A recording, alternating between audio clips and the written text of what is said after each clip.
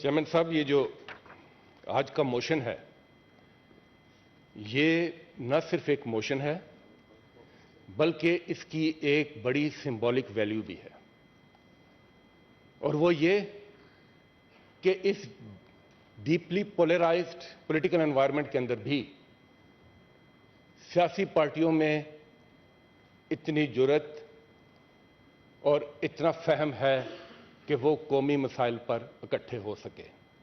आज इस अहम मसले पर, फ़लस्तीन के मसले पर, जो पूरी कौम के जज्बात की नुमाइंदगी करता है, उस पर ये तमाम दस्तखत और ये तमाम नाम मैं समझता हूं बहुत खुशाइंद है। जनाब चेयरमैन, आज एक मरतबा फिर इजराइल ने एक जालिम, सफाक और दहशतगर्द मुल्क होने का सबूत दिया है।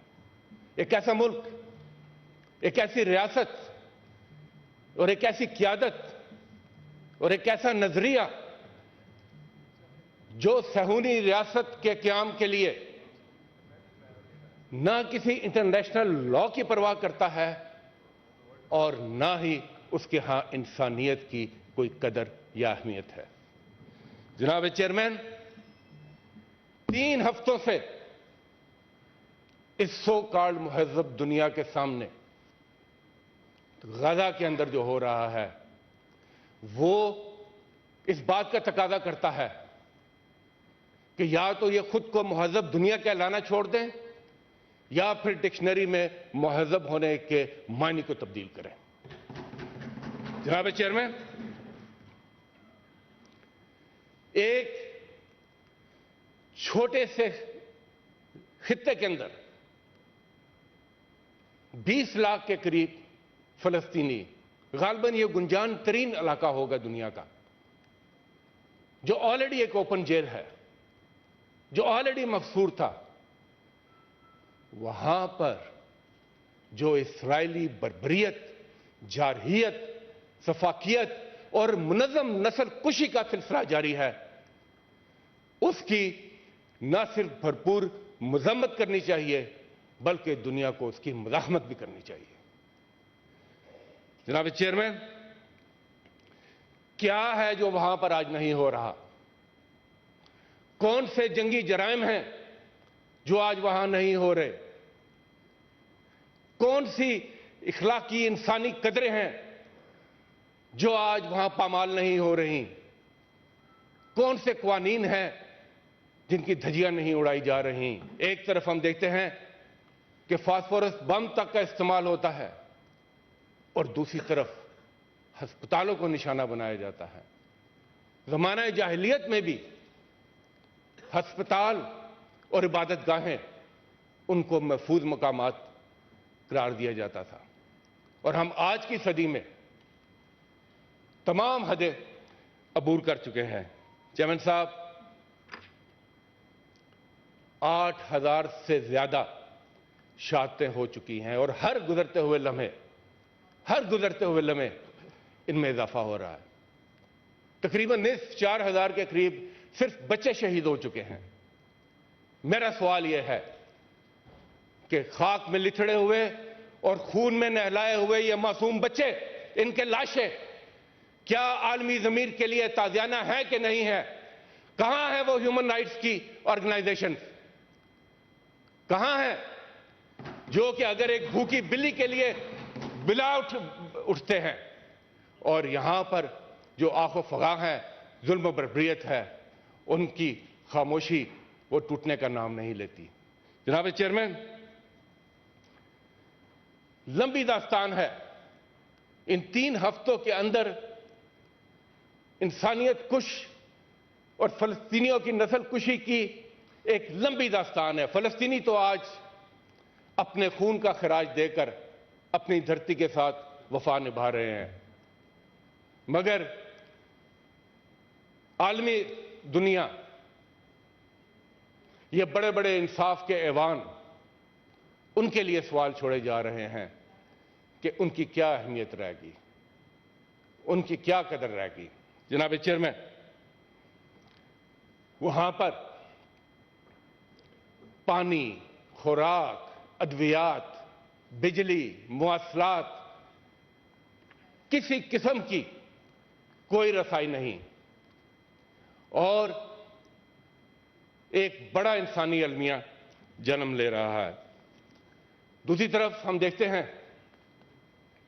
कि अक़वाम मुत्तहिदा के सेक्रेटरी जनरल, उनके बयान खुशाइंद हैं, मगर उनके बयान और जनरल असेंबली की करारदाद के बावजूद वहां पर किसी किस्म का कोई अमल नहीं हो रहा।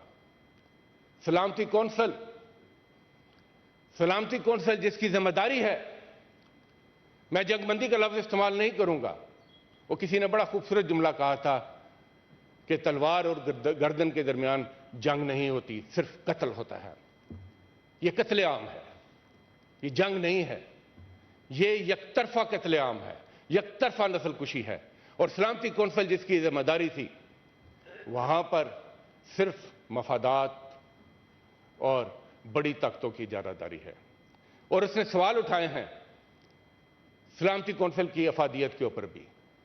अब वक्त आ गया है कि इसके रोल को भी रिविजिट किया जाए, इसके दायराकार को भी बढ़ाया जाए, इसको भी ज्यादा रिप्रेजेंटेटिव बनाया जाए और वीटो जैसे गैर जमहूरी हटकंदों के बजाय इसको जमहूरी असूलों के ऊपर चलाया जाए। जनाब चेयरमैन,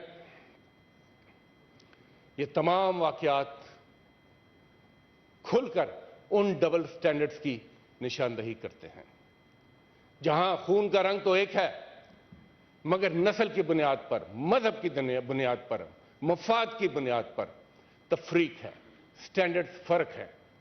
अगर यूक्रेन की जंग होगी तो बयानिया और रिएक्शन कुछ और होगा, मगर फलस्तीन और कश्मीर के मजलूम मुसलमानों के लिए बयानिया कुछ और होगा।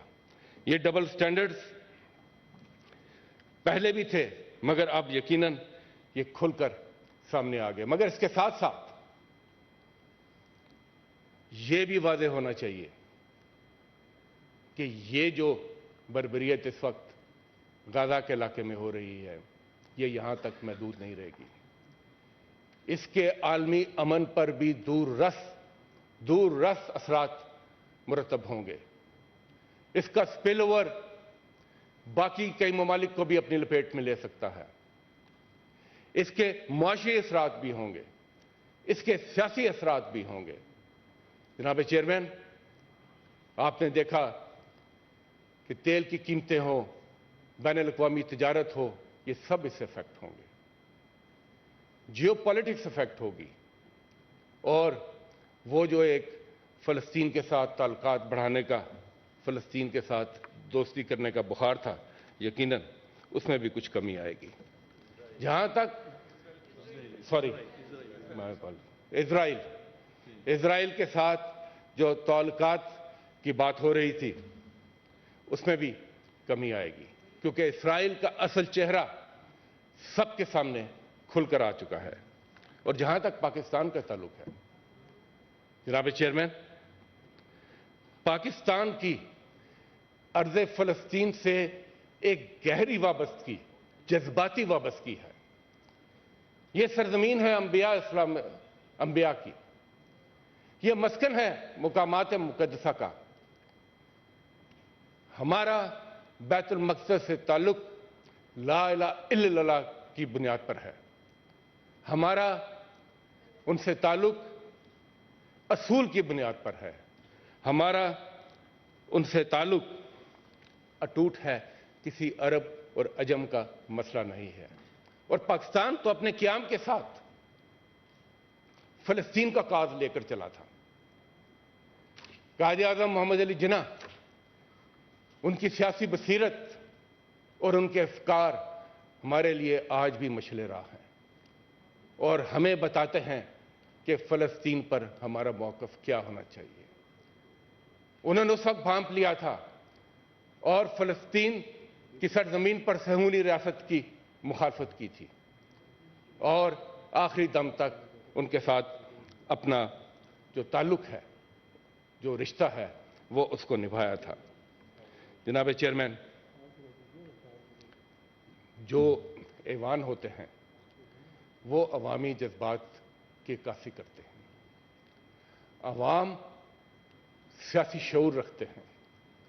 आपने देखा कि दुनिया भर में, अमेरिका में, यूरोप के ममालिक में फ़लस्तीन के साथ इजहार यकजहती और इसराइल की मजम्मत के लिए मुजाहरे हुए।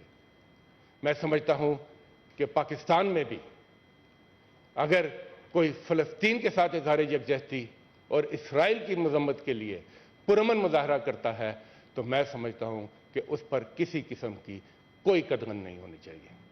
जनाब चेयरमैन, यह वक्त आवाज उठाने का है, यह वक्त खामोशी तोड़ने का है, क्योंकि जब जुल्म हो रहा होता है तो जो वहां लोग हैं उनके लिए अपनों की खामोशी गैरों के वार से ज्यादा अफसोसनाक होती है।